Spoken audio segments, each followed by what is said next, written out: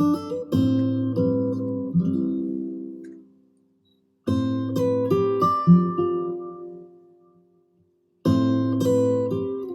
have always been impressed by the power of words. The stringing together of words to create a tapestry filled with images and emotions is beyond my grasp as an artist.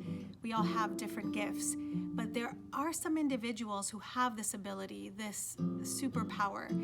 And in a few moments, you will experience a diverse sampling of this genius. Cabaret 19 Words Unleashed wants to highlight a few of the poets of our UW-T community. The 4 poets featured have distinct styles, yet cohesively display the merit of this art upon the human experience. We have 2 talented student poets, Jamie Williams and Miguel Rocha, bookended by our fabulous UW-T faculty poets, Ever Jones and Sarah A. Chavez. Let's get started.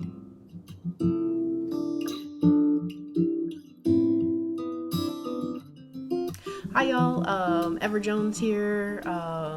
Happy to be contributing some poems to Cabaret 19, facilitated by Maria Tanya. So happy that you're doing this project and to be a part of it with Miguel and Jamie and Sarah Chavez. Really just incredible people.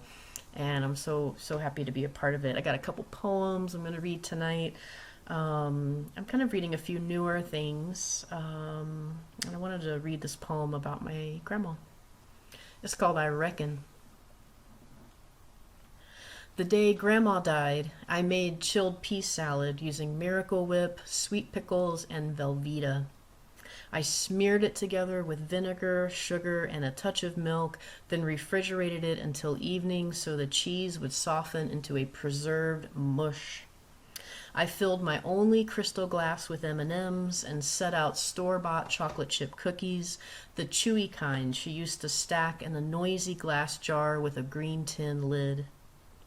I used to steal so many halves and bits of cookies by holding down the lid and twisting the jar while Mom and Grandma watched soap operas on the couch, totally dissolved into the wedding of Luke and Laura that happened just a few years after an apocalyptical plot to freeze their town was solved by a spy. After a juicy episode, my grandma would stand up from the couch and say, "Well, I reckon." Then she would say, "Well, I reckon it's time to start dinner." Then, "I reckon it's time to put on my nightgown." Born in southern Ohio, she had the long eyes and stretched vowels of northern Appalachia. Rather than "dumber'n a doornail," she'd say, "dumber'n a rusty nail on a low roof," the words drawn together by a sagging murmur of slack rope. To be tired was to be tarred. To be done was done, with the U dropping a long way into a deep crick. I reckon the end of her life was a heavy U. Her daughter said that unless she was talking about me, she was meaner than a snake. The last time we spoke, we'd hoped to have a piece of pie together, chocolate cream or maybe berry. When we'd part, she'd give me a smacker on the cheek and close the sorrow from her face.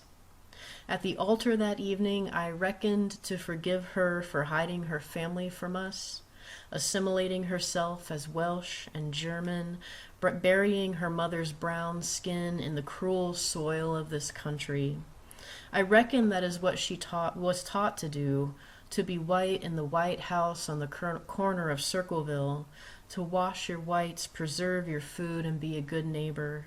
To reckon your earnings, reckon your chickens before you sleep at night, to reckon your lot. I don't think of a day of reckoning as the judgment day or the day one dies. A reckoning is what you pass on to your family. Silence and survival, assimilation and emptiness. And I got her sweet tooth too, and patient sensitivity. I reckon if I keep tossing a knotted rope into the past, I may come to understand the cruelty and love of my family. Until then, I sit at Grandma's old desk where her daughters' names are carved into the wood. I remember the sharp tip of the letter opener unsealing the past. All right, a little outfit change for my next poem. I wanted to read something like really queer, really alive and fun. And I just thought this was a far better outfit and shirt for it. The title of this poem is Waiting on the World to See Us. Waiting on the world to see us is clock tick, fake shit, a rubber dick on a fishing stick. It's shoe shine, bristle brush, that tub scrub, the powdered stuff. It's spoon clang on a metal pan, tire rim rolling to the gutter again. It's pigeon poop on a plastic hood and the rain making it spread real good. It's a chair drag, a heavy pipe, rusted muffler on the tar stripes, bad springs hard, bad sex in the yard, tick bite, bad lemon, left my dick at home again, window slam, glass crack, don't want to mention my ass crack, dog chain, chalkboard name, fireworks during climate change, broken shot glass in the bar, broken gender, another chest scar, a clock tick, your pupils ain't shit, a little lube and they might unstick. See us, my darling, oh, see us, my love. Boxers on clitoris, stuffed bras made of doves. I'll trade you my nipples for a peek at your dimples, turned hot from consent, our gender all bent, waiting on the world to see us. This next poem is called Lip Syncing in Quarantine. In my darkest nightmare, I write a poem about Celine Dion, whose question about silent hearts and the basic gratitude for being loved moved me greater than a sinking ship in the 90s. It's not the reach of her voice or her career's insistence on the confessional lyric or how she's dramatic like Meatloaf but without the boundaries stating, I won't do that. I'll do anything except love you. This was a truly dick-obsessed song rooted in masculine colonial punishment. Instead, the nightmare is that somehow Whitney's spirit will hear my soul stir in the general lack contained in Celine's voice, her reliance on emptiness and loss to drive any emotion at all. She could hold a breakup forever in her dramatic, trying voice. Every motion pictures death sink to the iciest of depths when she sang it. Meanwhile, Whitney sits balls out in a hardback chair during the highest moment of her career. The bodyguard flashbacks nowhere near enough to hold her as she transitions to an empty page in an empty theater, embodying enough aliveness to fill it with a simple gaze that insists, enjoys, and calls out in a moment. She wears a smart jacket, attends to a split second of eye contact, and changes the world with a fullness we still reckon with trying to bear. You see, the difference is that Whitney taught us how to love, not lose. When in 2000 she said, I will be free, I will feel eternity, she ushered a planet of people into a century. So when I lip-synced during quarantine to Celine asking to be touched again by a lover, asking for a nostalgic circumstance to bring the past to the present, I apply my skills of depth and connection that I learned from the greatest love of all. A song asking us to love ourselves, because though she got sold to the pop gods, she always knew the world wouldn't see her, that white people would reduce her to a few songs, and black people would watch white people turn her almost purple when she wanted to dance with somebody. I remember her sinking in a hotel bathtub as a Titanic event that showed America a shame it still cannot understand. This is my last poem. This was written, obviously, in the last couple of weeks. This is called Triage. Almost everything in here is true.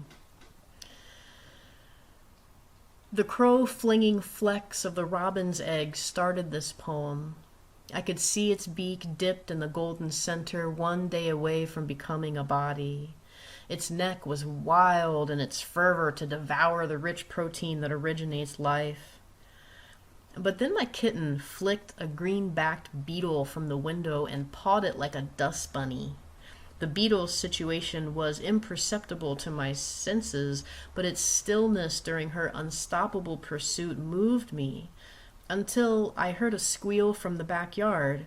3 semi-feral cats surrounded a baby bunny, and ours had it in its teeth, slender legs dangling, pitiful whine that could only say, "Save me," though no one who speaks bunny was around. So we chased the cat with a steel rake, scooped the rabbit into Tupperware. It probably was killed later anyway, but we didn't hear it. Then we saw the stump of a bloody hawk in the ditch, but didn't know how to sweep the flies from its eyes. We took home a nice feather anyway, until we noticed the invasive ivy vines strangling the irises trying to have their spring, so we pulled it away like a heavy gauze or a mask holding back a virus, until the blackberry thorns pierced our arms on their way to overcoming the entire yard. In the end, we didn't know who to save first, so we sat on the couch finishing glasses of milk before they expired. A lump of pungent culture circulated our mouths with weapons of invasion and death, our only defense to spit. Thank you again. I hope you have a beautiful evening. Take care of yourselves. Take care of each other. Mwah.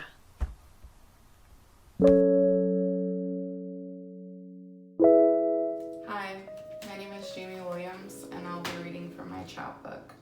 And the first poem I'll be reading is called Uprooting Trauma. Wax pooling on an altar, incantation in reverse, Legba's eyes watching from a dining room, top hat, big grin, fixated on misery. We drank the whole bottle of vodka, a bottle of wine, a bottle of truth, screaming, yelling soberly, undressing, spinning down your staircase, jumping from your balcony. What have you hidden from me? A figure shoving me, frantic vulnerability. Cast the circle, please. El árbol in the field, behind your house, beneath your house. It wasn't you. Should I wash the dishes in the dark? Mirrors with eyes open, breathing down my neck. Coffin in the living room. Mother, grandmother, baby born with a veil. Dream speaking, smudge, breathe. Smudge, breathe. Place hands over me. Orange and red flores exercising my womb. Almendras where you rest. Am I still feeding you? My next poem is called Who Is It For? Residual residue. 1, 2, 3, 4, 5, 6, 7 holes. Ripped from my seat, white lights upon grimy tile floors. Beeping behind me, door hinged on both sides. Agony waits inside of me, quieting me, quiet in me. Hanging between my legs, hanging from whatever is left of me, a tree hollowed from lightning. I still come to your grave patiently. Selenite swords slicing invisible thicket, thick as scar tissue, thick as Ma's waist. Lungs made the dam but couldn't hold the water, Spanish moss tickling my feet, hanging in your mercy. Am I so undeserving of this? Think of sparing, silent happiness. My next poem is called Origin Story. Like water for chocolate, sprawled out over hot sheets. Let the flames stay lit, hip in hand, embraced by thick. Big as big bones should be. Let the whiskey sour sit as we ride bareback, rubbing across the wet spine, until we return to the moment we sat with fry bread, as elders sat with us who prophesied, the ball of feathers you tucked beneath my belt to create who will protect prematurely, your partner. You will call me mother as you latch on to survive suffering. On the edge of a cliff, climactic sacrifice, sticky and cloy like a tickling kiss. We saw our ashes in a heap. My final poem is called Before I Wake. Before it ends, please, tell them to lay beneath the trees for healing. Teach them how to talk to themselves with kindness, to ask permission before plucking flowers. Sacred like nopales in the front yard, in the south that called us home. Made a life in a world near apocalyptic, a crew neck that smells of Marlboros. Lips parted weakly. Death knew her too well, but I knew her better. She was the love of my life. Carrying hands and legs like grandfather, the skepticism you like to wear. Please dress them up sharp. Make sure they stand up straight, unafraid to see names engraved beneath a black sky. Make sure they play that song. But before it ends, tell Sela, tell Solomon, Mommy loves them. Thank you.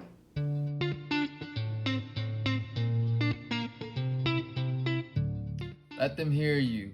Let your smile twist vicariously and unapologetically. Form orgasms with your lips and songs with your tongue. Speak parcel tongue, recite parables, perform incantations, and carve words into the atmosphere, breathing magic. Let them hear you. Let them hear you cry, because it's not a sign of weakness, rather a sign of empathy. Let them hear you scream, not out of anger, but out of passion. And let them hear you moan and make love, because fuck them, that's why. Let your voice crack under the weight of the words, and let the weight of your words carry the weight of the world. Let your heart shatter, pick up the pieces and glue them together, and then shatter it again. Stare at the sun, run with the bulls, exhaust your lungs, right until cramp your hands. Let them hear you, because there will come a day when they write about us, and little hands clasping books of literature will repeat our words, and they will listen.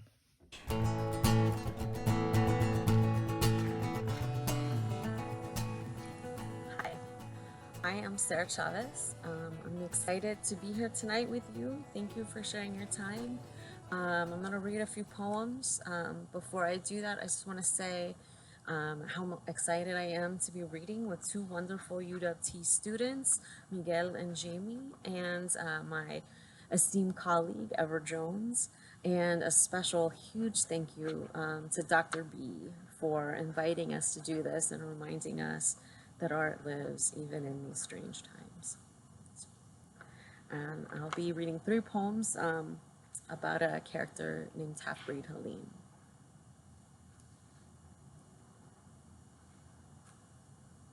Half-Breed Helene considers the question, what are you? A beige blip on the stained spectrum of identity, she assumes. Her face a wavy mirror in which others see distorted visions of themselves or monstrosity, both capable of eliciting contempt. She recognizes now the glint of weary trust, can see in their eyes, blue and brown, the wavering of categorization as she says her name, as they listen for an accent, all other available physical details through which to create order from the ambiguity of her face, unavailable. Half-Breed Helene sucks at performing love. When half-breed Helene's white side of the family talks about love, they say words like bowel movements, endoscopy, pharmaceutical, doctor's appointment, hydration, and rest. When her Mexican half talks about love, they say words like tamales, chicharrón, rice, table, market, seconds, y más. More is at the heart of both halves' love. More doctors, more prodding, more conversations, more consumption, more lemongrass, more inner workings of the colon, the stomach. Western interpretations of health with a side of Santeria. The white side of her family focuses on what goes out, what leaves the body, how to exert to become smaller. The Mexican side preoccupies what goes in, how to maintain, take root, make parts of the body grow, sway, and stay. Helene is bad at both. Constipated and heartily eating, scared of pills and tinctures, nothing on her body round, ribs and organs cushioned beneath a squishy linearity, the veins on her masculine hands taut, fingers strangled in rings. It is painful how badly she receives their love, how inadequately she is able to put in concert consumption and disposal. She sees the disappointment around their eyes when she says, "No más, por favor," when she is too embarrassed to divulge her bathroom habits. Helene wants to say to them, "Let me love you halfway from here, floating outside this trickster body." I'm in a different location now because I thought this last poem would be great to read in the kitchen, and you will see why thematically in a moment. However, it turns out my kitchen has terrible lighting and terrible sound, and now it's dark outside. So here we are. Last poem. Half-breed Helene gets drunk and cleans the kitchen.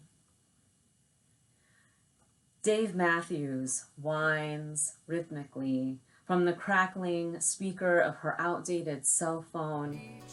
"Eat, drink, and be merry, because tomorrow we die," she sings, along, only half in tune, or so her mother says she does when she sings along to the radio on car trips. In those moments, her voice tamps down, muffled by the realization of the unpleasantness her abandon brings others. But now her voice reaches fever pitch. The word Mary brings tears to the edges of her eyes. She twirls toward the spice rack with the lemon pepper and tajin, places them dramatically in the lemon pepper and tajin shaped spaces that exist behind the cabinet door. "This is where you belong," and she says while blowing them a kiss before spinning back to the sink. "You all have a home," she shouts, cradling plates and smudged cups, a ladle. "You have a place, and you belong here in this drawer, you in this cupboard." She takes a long drink from the tall boy can, spins points on the ball of her big toe. It's so easy.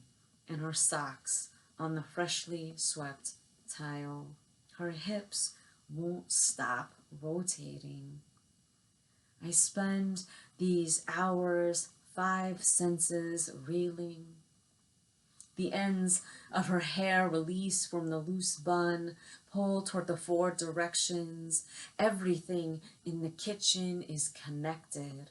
Hair fibers the bamboo spatula, the coffee-stained dish towel. H becomes overwhelmed with the fullness of her spirit and considers that from the outside looking in, this would seem a giving over of her body to the music, except for once she feels fully in control. Her feet two-step then cumbia cut. In this kitchen, she knows all ancestral dances. Hands flamenco flutter, while her heels thud with conviction to the beat. In a boy's dream, you wear nothing, come, crash into me. She lands in the cool arms of the wall, rests her cheek onto its blue smoothness before sliding down, ass on the floor, back to the white great register, heat stuttering against her shirts. My heart center is lifted, she says to Dave, reaching up toward the counter to take another swig. I will wait for you, he says back. I will wait for no one but you. Thank you.